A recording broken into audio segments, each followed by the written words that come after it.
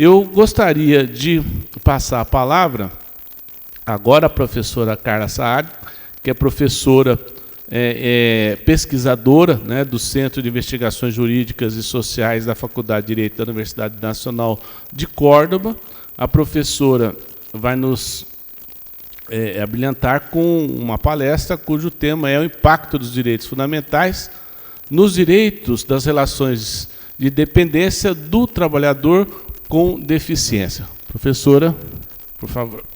Quería agradecer especialmente la invitación al profesor Zulmar Fachin y a todos los integrantes aquí de esta organización tan importante del Congreso, que convoca a varias personalidades, pero también a alumnos, y esto es bastante importante cuando tenemos que o queremos compartir algunas inquietudes que no solamente tenemos en cada uno de nuestros países, sino que compartimos como región. Muy interesante la charla, doctor, sobre todo cuando usted estaba hablando, además de todo lo que ha dicho, ¿no? Dos conceptos que me parecen bien importantes. Uno es que en la actualidad estamos tratando de conceptualizar que todos somos iguales, que todas las personas tenemos igualdad, igualdad sobre todo en lo que nos convoca a nosotros, igualdad de derechos. Pero no solamente eso, sino también quiero destacar esta cuestión que usted planteaba de los acuerdos sociales, que nos parece importante actualmente no tener el derecho fuera de la realidad, sino que en el derecho, la construcción del derecho debe ser hecha a partir también de acuerdos sociales, ¿no es cierto?, con los distintos sectores de la sociedad.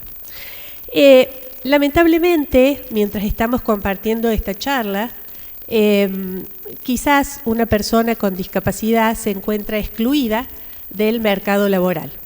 Y en realidad esta afirmación, que parece simple, no lo es, tanto que la OIT, la Organización Internacional del Trabajo, en el año 2015, indicó que el 15% de la población mundial está compuesto por personas con discapacidad, que el 80% de esas personas con discapacidad tienen capacidad para trabajar, pero se encuentran excluidas del mercado laboral con menos posibilidades de conseguir un trabajo a tiempo completo y con el doble de posibilidades de quedar desempleados, lo cual es bastante problemática esta situación.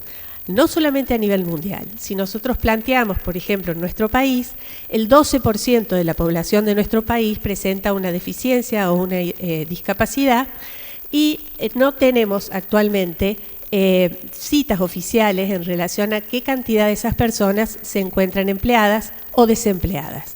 Pero sí, asociaciones intermedias, como por ejemplo la ADECO Argentina, luego de un trabajo de investigación, determinó que del grupo de las personas con discapacidad, actualmente el 75% de esas personas no trabaja. Esto nos hace pensar que es muy importante avanzar sobre políticas legislativas que nos lleven a la verdadera inclusión de estas personas en el mercado de trabajo.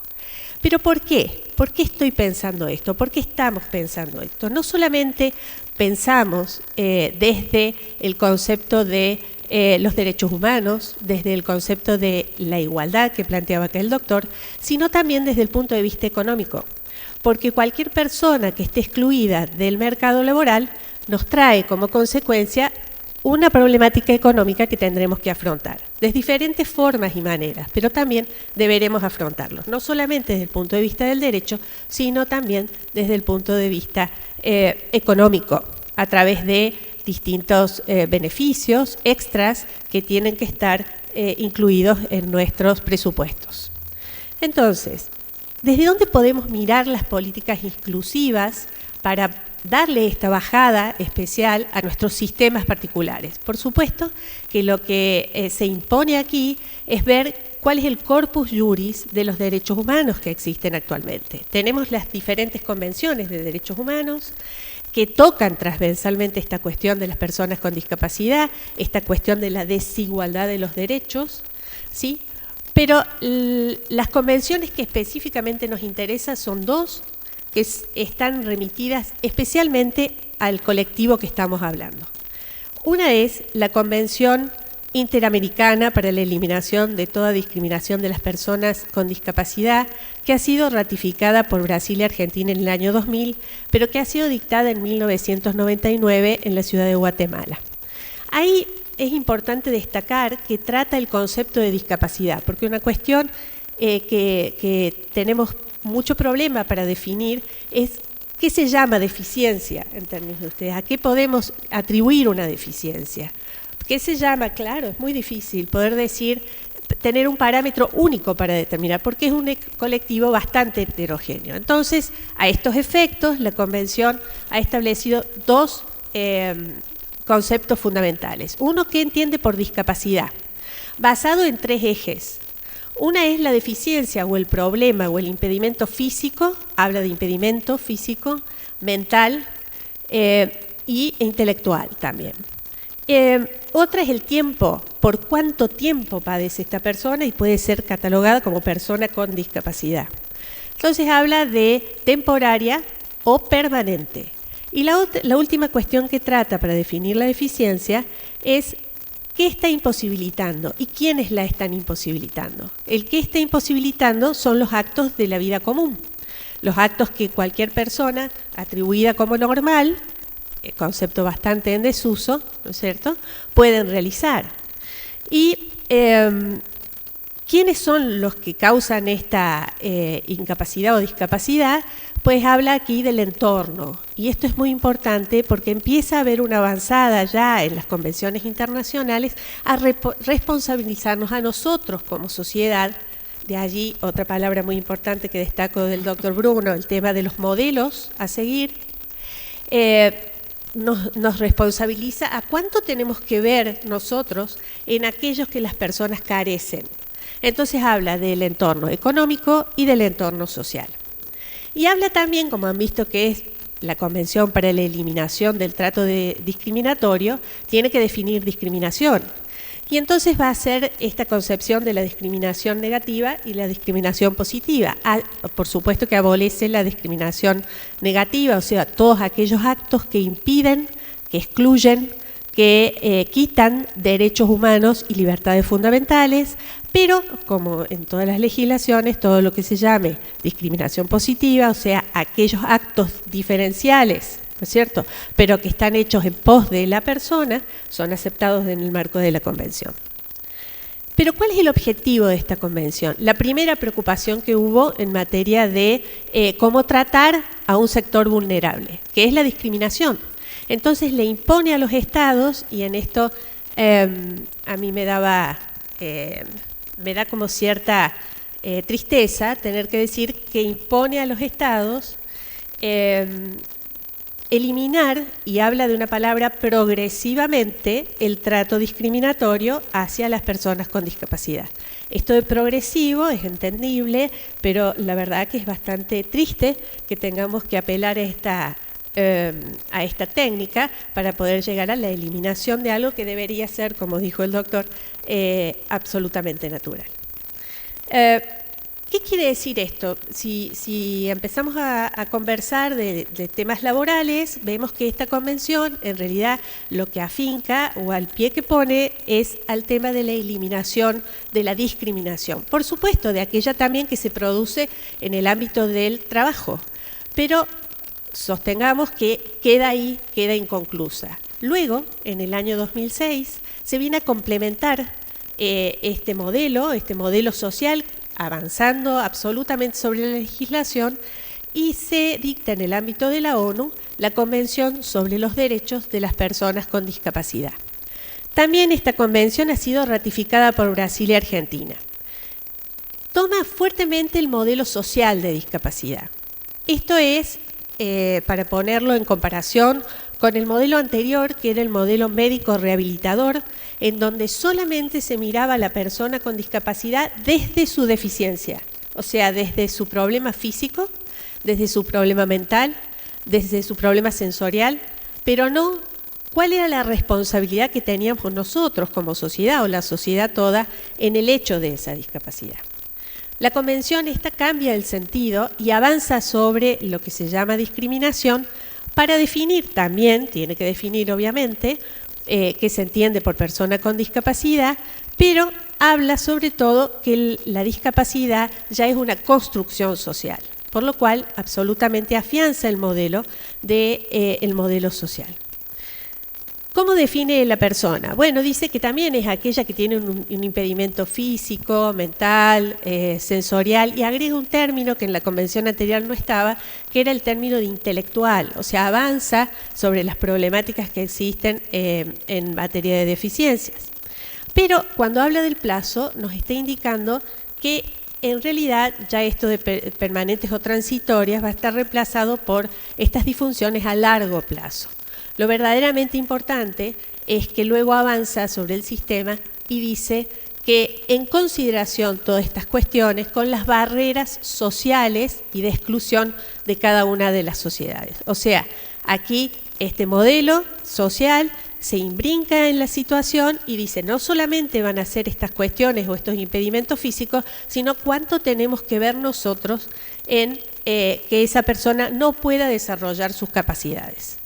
Y esto, bueno, por ejemplo, en el Centro de Investigaciones en Córdoba tenemos investigadores que también tienen ocasión de compartir algunos eventos fuera del país, con ustedes también, y nos contaban, tuve oportunidad de recibir una historia en relación a una ciudad, Ouro Preto, ¿sí? Ouro Preto, que es una ciudad, claro, llena de montañas, ¿sí? ¿Sí? Ok, Morros, ¿es así? Morros, montones, ok, Morros. Y que justamente él había tenido la oportunidad de tener una experiencia con un investigador que estaba en silla de ruedas. Y esta persona le decía de la importancia que tenía esta convención, atento que en esa ciudad estaba declarada como patrimonio histórico. Entonces la ciudad no se puede movilizar, no se puede reformar. Al no poderse reformar, esta persona no tiene accesibilidad, no puede salir de su casa fácilmente, inclusive no puede andar por la ciudad fácilmente. Entonces, fíjense que hasta se produce una dicotomía, porque estamos hablando de una convención internacional que luego el mismo organismo internacional lo declara a la ciudad como patrimonio histórico y no le da accesibilidad. No lo deja reformar para que esta persona pueda convivir. A esto se habla cuando estamos hablando de cuáles son las barreras que nosotros como sociedad estamos poniendo para el desarrollo personal, de las capacidades de estas personas. Bueno, pero a su vez, ¿cuál es la forma de promover una verdadera inclusión dentro de la sociedad cuando establece la convención? Bueno, habla de la igualdad en condiciones, que es traducida en estos ámbitos a la igualdad de oportunidades. ¿Cuáles son las oportunidades que las personas con discapacidad tienen para el acceso a la vida? En especial lo que nos interesó ahondar es el tema del trabajo. Entonces, en el artículo 27, la Convención le da el derecho al trabajo a la persona con discapacidad y a su vez establece una serie de enunciados para avanzar sobre la eliminación de la discriminación. Entonces dice, sí, por supuesto, tenemos que proteger al trabajador en relación a la discriminación laboral, tenemos que proteger al trabajador en relación al acoso laboral, una figura por lo menos en mi país bastante popular actualmente. Tenemos que proteger al trabajador en relación al trato desigual, inclusive a la remuneración desigual que pueden estar cobrando por su condición de discapacidad. Pero lo interesante también algo muy importante, que es asegurar que no sean objeto de trabajo esclavo. Pero lo verdaderamente importante y el giro que estamos dando aquí le impone al Estado establecer que las condiciones de trabajo sean hechas bajo ajustes razonables. ¿Qué es esto de ajustes razonables? Es decir, la mirada no va a estar puesta en que el trabajador con discapacidad tiene que hacer lo que puede dentro de su ámbito laboral, sino que es el ámbito laboral el que debe, en este sentido, adaptarse a esta persona. Si lo miramos así, esto es inclusivo. Si lo miramos de otra forma, es solamente una integración. Es decir, esta persona tiene que venir a un ambiente de trabajo y que se arregle como pueda, o nosotros verdaderamente, considerándolo parte de nuestra sociedad, vamos a hacer aquello que sea necesario para poder potenciar su capacidad. Esto no quiere decir proteccionismo, porque la Convención no apunta al proteccionismo puro, que quiere decir que puede tener trabajo sin condiciones de idoneidad. No, la persona con discapacidad también tiene que cumplir el requisito, pero para que se den las oportunidades ciertas, entonces la idoneidad va a ser basada a través de los ajustes razonables y de otro concepto muy importante que se llama apoyos. Los apoyos son aquellas técnicas y aquellas personas también que pueden acompañar al trabajador para que desarrolle y potencie todas sus capacidades. ¿Qué estamos viendo acá? Que en realidad se está tratando el trabajador y el empleo desde un punto muy importante. Primero es preservar la autonomía, porque el derecho al trabajo de esta persona se dice que tendrá derecho a la elección del trabajo, ¿sí? Y a la consecución del mismo con plena autonomía de decisión. Luego, también, además de sentarse en el aspecto de la discriminación, también lo tenemos como igualdad de oportunidades. Y también la Convención apunta a la promoción en el empleo. ¿Qué tipo de empleo? Bueno, también el empleo público, que es el empleo paradigma, generalmente el de contención de las personas con discapacidad, el empleo público, pero avanza decididamente en el sector privado. Bueno, surgida la convención, la misma ONU establece un comité de control para saber cómo está yendo esta convención en los diferentes países. Esto impone una obligación de informar.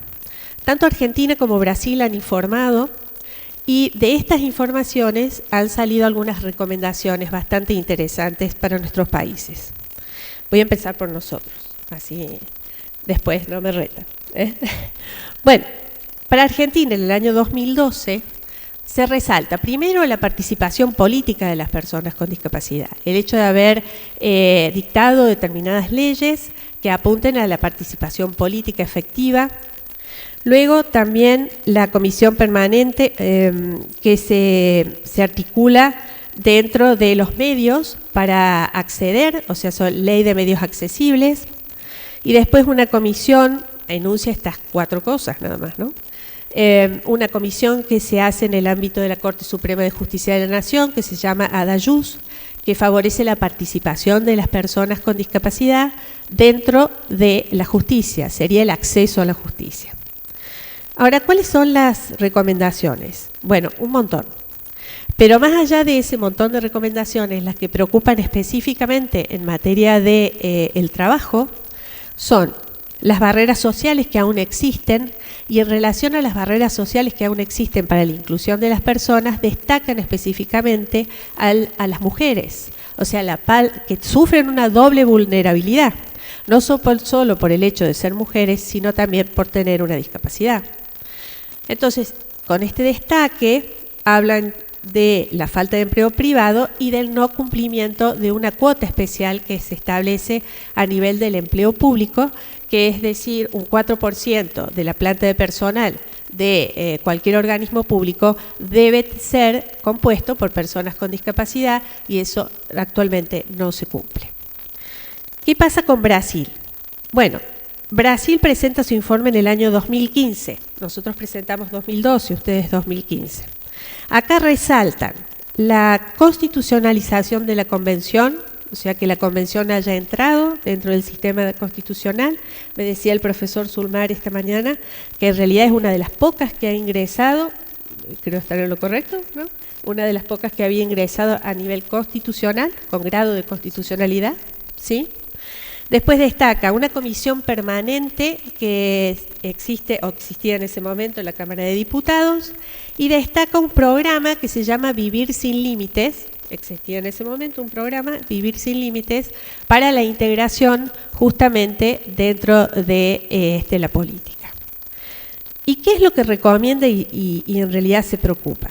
Dice que en ese momento Brasil tenía una falta de cumplimiento en el cupo de las empresas de más de 100 personas. Si no estoy equivocada, tienen un cupo específico en el ingreso de las empresas del sector privado, pero existía hasta ese momento una falta de cumplimiento. También destaca una demasiada pertinencia y cohesión con el tema de los talleres protegidos. O sea, había demasiado énfasis con los talleres protegidos y poca políticas en torno al ingreso al sector privado. También compartimos el problema de la mujer, también compartimos esto de que la mujer sufre una doble vulnerabilidad y también compartimos el tema de la discriminación en el empleo.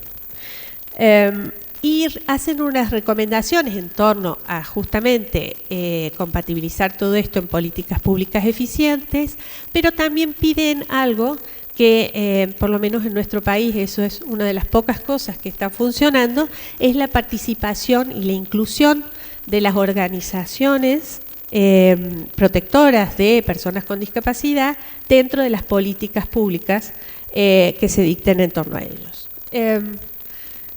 Esto me hace recordar un lema que dice siempre todo sobre nosotros, dice, pero con nosotros. O sea, justamente esto de legislar, de avanzar y no incluir a las personas con discapacidad en sus propias políticas, ¿no? Bueno, pero si estamos hablando de empresas privadas, estamos hablando también de sujetos privados. Las convenciones imponen entonces obligaciones para los estados. Entonces, ¿qué sucede con el respeto de los derechos humanos y qué tipo de obligación tenemos nosotros como sujetos privados de estos rangos constitucionales, de estas convenciones? Bueno, nosotros estamos en la tesis afirmativa. Compartimos una opinión consultiva que se hizo, la opinión consultiva número 8 del año 2003, que se hizo en el ámbito de la Corte Internacional de los Derechos Humanos, y en esa Corte se dijo que en materia laboral, y por supuesto extendido a todos, la obligación del cumplimiento de las convenciones se extiende también a los particulares. Esto fue compartido por nuestra Corte Suprema en el año 2014 en un caso que se llama Cisneros contra Taldeva, que después lo pongo a disposición como alguna jurisprudencia que tenemos para que ustedes puedan acceder a ella. Bien, entonces así las cosas, y ahora voy a retomar una palabra del doctor Bruno, vamos a ver qué pasa con todo esto, cómo baja este modelo dentro de cada una de las legislaciones. En realidad, por respeto, voy a hablar de la mía nada más, de la Argentina. Y entonces, si nosotros nos podemos a pensar en una relación de trabajo, tenemos que hacer esta bajada del modelo social, o qué sucede con esta bajada del modelo social, en 3 tramos de la vida laboral. El primero es el ingreso. ¿Qué sucede en el ingreso? ¿Qué pasa con estas personas en el ingreso? ¿Tienen acceso? ¿No tienen acceso? El segundo es el periodo del mantenimiento de la relación del contrato de trabajo. Esto es, un trabajador ingresa, todo bien, pero ¿qué pasa después? ¿Que puede avanzar en sus categorías profesionales? ¿Puede adquirir mejor remuneración? ¿Puede capacitarse? ¿Puede mejorar su vida económica? Y luego, ¿cuál es el tratamiento entonces en torno a la finalización del contrato de trabajo? Si lo vemos en el mantenimiento, Argentina optó en el inicio de la relación, Argentina optó principalmente por los beneficios fiscales. Entonces disminuyó contribuciones, pero solamente por un año de la vida del contrato, no por todo el contrato. Luego hizo disminución también en impuestos a las ganancias. Luego también las provincias, los estados nuestros hicieron disminuciones, depende del grado también de provincia, sobre sus impuestos específicos, que es el impuesto a los ingresos brutos especialmente. Y esto es todo lo que se ha hecho en materia de ingreso. No existe un cupo específico como ustedes tienen aquí, pero en realidad si nos ponemos a analizar hay una legislación específica de acceso al empleo público que establece un cupo y a su vez dice esta legislación que si hubiera empresas contratistas de servicios públicos deben respetar este 4% de ingreso que establece la ley de empleo público. Entonces, por ese lado, podemos ver que las únicas empresas que estarían en condiciones de tener este cupo serían aquellas que sean concesionarias de servicios públicos. El resto de los empresarios no estarían cumpliendo, no tendrían necesidad de cumplirlo. Como modo intermedio al acceso a trabajo, creo que tenemos algo muy parecido, que es el régimen federal de empleo protegido, y esto establece los talleres de los que hablaba aquí en el comité, de los que se hablaba en el comité para Brasil, esta de demasiada dependencia de estos talleres. Nosotros también tenemos talleres, pero no tenemos demasiada dependencia. O sea, hubiéramos querido tenerla, pero no tenemos. Existen talleres protegidos de protección, de producción, y también talleres protegidos de empleo que se incorporan con personas con discapacidad. No el total de la planta de personal, pero sí un porcentaje mayor, el 80%, de personas con discapacidad. Y luego también tenemos los grupos laborales protegidos, y estos están insertos, tienen que ser un sector de una empresa en especial, y estos sí deben estar constituidos, o todo el personal, por personas con discapacidad, para que tengan justamente la protección específica. Esto es el ingreso. La verdad que si nosotros nos ponemos a pensar en este panorama, vamos a ver que aquellas cifras que yo daba al principio están basadas directamente en la falta de políticas públicas para incorporar a personas con discapacidad dentro del ámbito laboral. ¿Y qué pasa con el periodo del mantenimiento del contrato? Bueno, estamos peor, desgraciadamente, estamos bastante peor, porque no existe ninguna normativa de promoción específica para el mantenimiento de las relaciones del trabajo, por supuesto del sector, y para que estas personas puedan acceder y avanzar en sus beneficios, en aquellos beneficios que van mucho más allá de la mera acumulación de años de antigüedad. Nosotros tenemos un plus de años de antigüedad, por años de antigüedad en los diferentes convenios colectivos, que se adquiere simplemente por cumplir el tiempo cronológico. Pero a su vez existen otros aditamentos que en esos otros aditamentos que tienen las convenciones colectivas, en verdad las personas con discapacidad no van a tener acceso si es que no podemos contar con aquello que la convención nos indica, que es el tema de los apoyos. O sea, cómo podemos con una persona ponerles determinados apoyos específicos, el mandato convencional, adecuar a su vez el lugar de trabajo para que pueda potenciar su capacidad. No su discapacidad, sino su capacidad. En esto de los apoyos, en realidad, si nosotros lo vemos desde la ley laboral, no encontramos absolutamente ninguna normativa específica, pero nos alienta quizás cuando vemos la reforma de nuestro último Código Civil, realizada en el 2015, bastante progresista, bastante interesante nuestra última reforma, y cambia el concepto de capacidad. Nosotros teníamos el viejo sistema, para nosotros era una persona podía tener capacidad o era incapaz absolutamente. Ahora se cambia el modelo y a lo que se apunta es que toda persona se presume capaz, salvo que deba asegurarse o resguardarse sus derechos, por lo cual lo primero que se tiene que hacer es pedir la restricción de su capacidad. Se llama capacidad restringida. ¿Y qué va a hacer el juez? El juez va a decir, muy bien, esta persona, luego de varios estudios en donde se la ve a la persona desde un punto interdisciplinario, pero no solamente eso, sino que realmente es de avanzada en cuanto a que la persona que va a ser restringida en su capacidad tiene que acudir frente al juez y el juez debe tener una conversación directa con la persona para poder explorar todos aquellos informes técnicos que les fueron traídos, cuánto tienen de vívido frente a esta persona, cómo es el desarrollo de esta persona, cómo en verdad puede llegar a tener aquellas cuestiones que fueron planteadas en una hoja fría.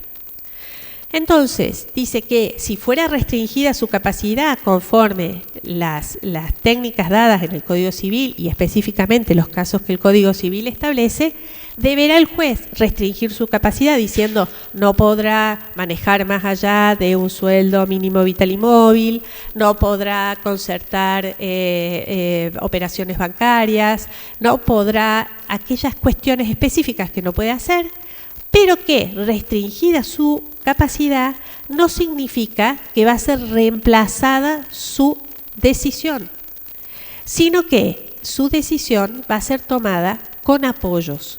Y acá vuelve a tener vigor esta palabra de apoyos, y esto es lo que nos alienta. Porque si una persona técnicamente es restringida en su capacidad, el juez autoriza o presupone que no puede hacer determinados tipos de trabajos específicamente, puede establecer apoyos específicos y por ese lado tenemos una entrada hacia la inclusión laboral también, que en realidad es esperanzadora, pero que hay muchísimo todavía por trabajar. ¿Qué pasa con la finalización? Bueno, la finalización, creo que el fin del contrato de trabajo es el espacio en donde más se nota, se resguarda a la persona con discapacidad en relación a la discriminación que puede producirse con ella en el trabajo. Ustedes conocen que nosotros tenemos el sistema de estabilidad relativa, lo que significa es que en el caso de despido, un empleador puede despedir a un trabajador sin causa con la única condición que le pague la tarifa o la indemnización tarifada que dice la ley, y con eso queda cubierta su finalización del trabajo, salvo cuando ese despido puede atribuirse a otras causas de discriminación. Por ejemplo, la maternidad, cuando una persona es despedida, una mujer trabajadora es despedida estando en condición de gravidez, pues entonces a eso tiene una indemnización agravada, la verdad es muy agravada, porque además de las indemnizaciones comunes se le debe pagar un año de salario completo, además de las indemnizaciones que por ley corresponden dentro de la tarifa. Otra situación también que se ve afianzada contra la discriminación es el caso del matrimonio. Cuando personas van a contraer matrimonio y fueran despedidas dentro del plazo, también se agrava la indemnización. Y por discriminación, en realidad de otro sentido, solo la ley habla de despido discriminatorio cuando se trata de discriminación por raza, sexo o religión, nada más.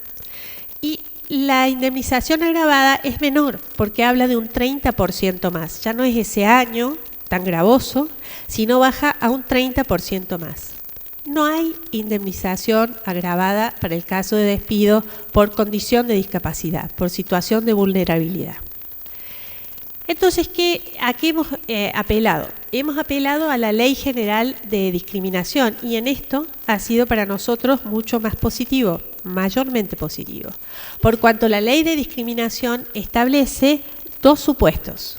En el caso de probar la discriminación por el caso de despido en situación de discapacidad, la ley indica que ese acto está viciado de nulidad, por lo cual implicaría la reinserción del trabajador dentro de su espacio laboral. Pero, aún así, convengamos que si esta es la única decisión, estaríamos alterando la autonomía de decisión de las personas, tendrían que volver sí o sí a trabajar.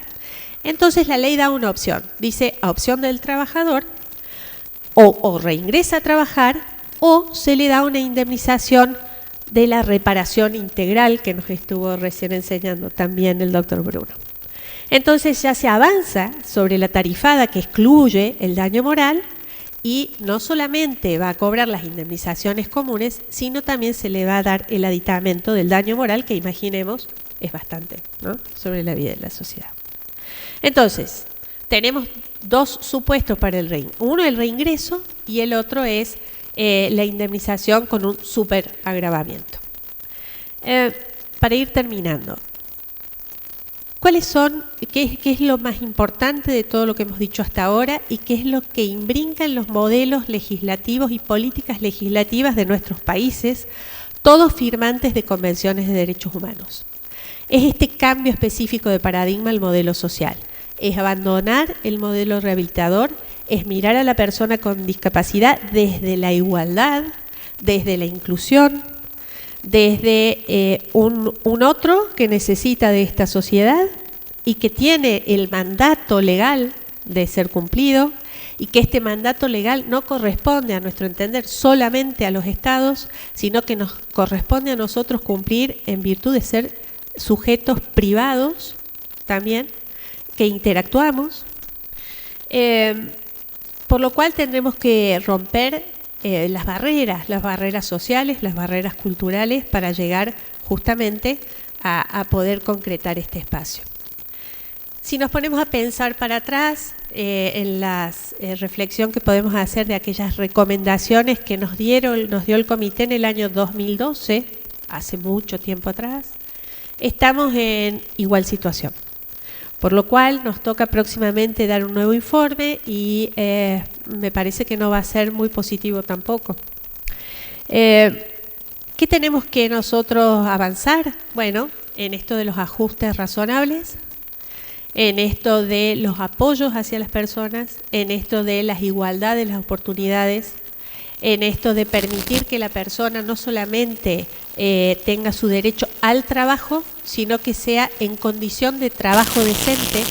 Este concepto que dio el director de la OIT en una de las conferencias, no sé si era la 83 conferencia de la OIT, en donde habló de trabajo decente, y el trabajo decente comprende no solamente el ingreso al trabajo, sino las condiciones dignas del trabajo, sino también las reparaciones justas, sino también el ambiente inclusivo, sino también las contenciones sociales y sobre todo también el diálogo social. Desde allí también se nos impone esto del diálogo social.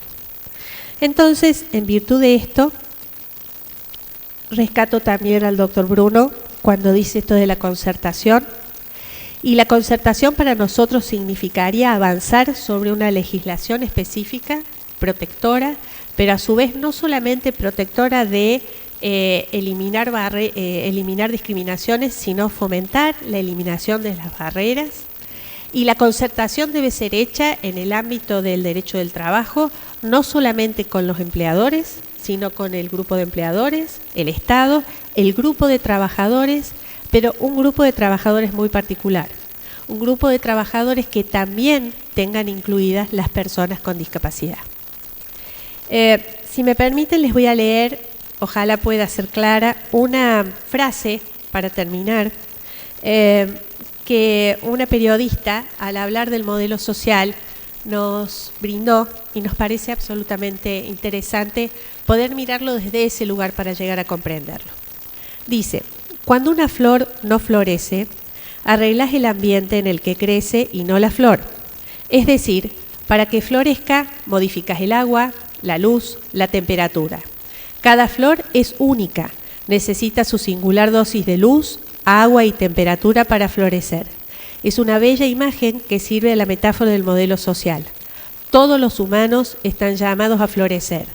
Para hacerlo necesitan de un ambiente óptimo a su alrededor.